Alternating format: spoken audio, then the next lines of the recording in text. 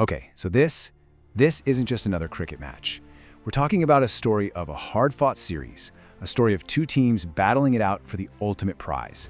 And it all, and I mean all of it, comes down to this one final explosive showdown. This is what it's all about. One match, winner takes all. After two super intense games, the trophy is right there on the line. The pressure is just immense. The crowd is electric.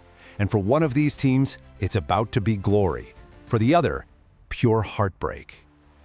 So, here's where we stand. The series is all tied up. One win for Sri Lanka, one for England. This third and final one-day international, well, it's the decider. It's basically a winner-take-all shootout for the trophy. No second chances.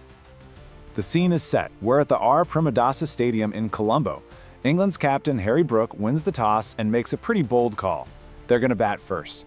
The strategy is simple, right? Post a huge score and just let that pressure cooker do its thing. And so begins the first act of this incredible drama, England's innings. Their goal wasn't just to set a challenging total. They set out to build an absolute mountain for Sri Lanka to climb.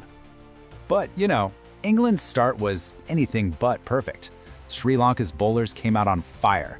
Duckett fell early, then Ahmed. At 40 for 2, you're thinking, uh-oh, England is in some serious trouble here. Bethel's 65 provided some much-needed stability, but when he got out, man, the whole innings was on a knife's edge. And then, everything changed. Two players walked to the crease and delivered a partnership that would completely define the match. Welcome everybody to the Joe Root and Harry Brook show.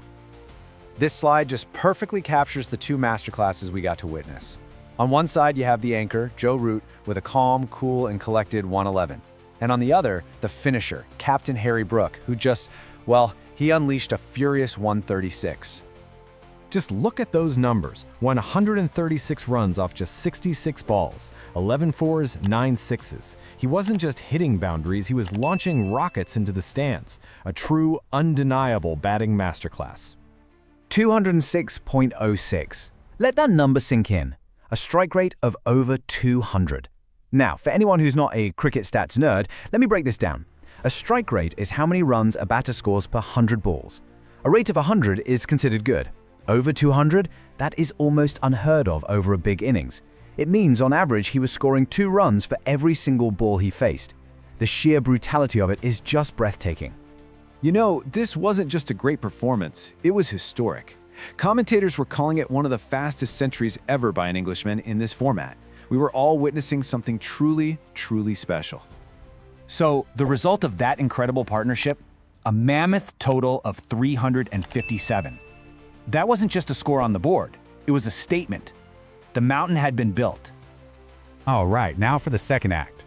Sri Lanka, in front of their passionate home crowd, needed nothing short of a miracle. But you better believe they were ready to fight. And what followed was a truly valiant chase. This was the question on literally everyone's mind.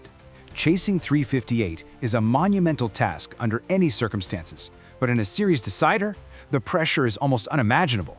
Could they really do the impossible? And Sri Lanka's response was immediate and absolutely aggressive. Nissanka just blazed his way to a 25-ball 50. Mendes was just as destructive. They weren't just chasing, they were on the attack, making their intentions clear from the get-go. But an explosive start wasn't going to be enough on its own. The chase needed an anchor, someone to hold it all together, and that anchor was Pavan Rathnayake. While others played crucial, fast-paced cameos, Rathnayake was the rock of the entire innings.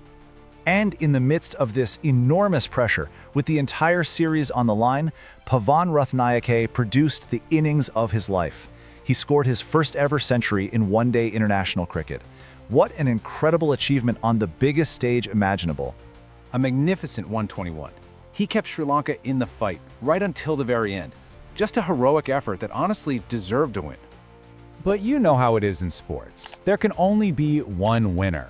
Despite Sri Lanka's incredible fight back, that mountain England built in the first innings, it proved to be just a little too high to climb. The final scores really tell the story, don't they? Sri Lanka's 304 would have been a winning total on most other days, but not today. Not against England's 357. The chase fell just short. So, the official result. England wins the match by 53 runs. And with that fantastic victory, they clinched the series 2-1. A thrilling end to a fantastic contest, with England emerging as the champions.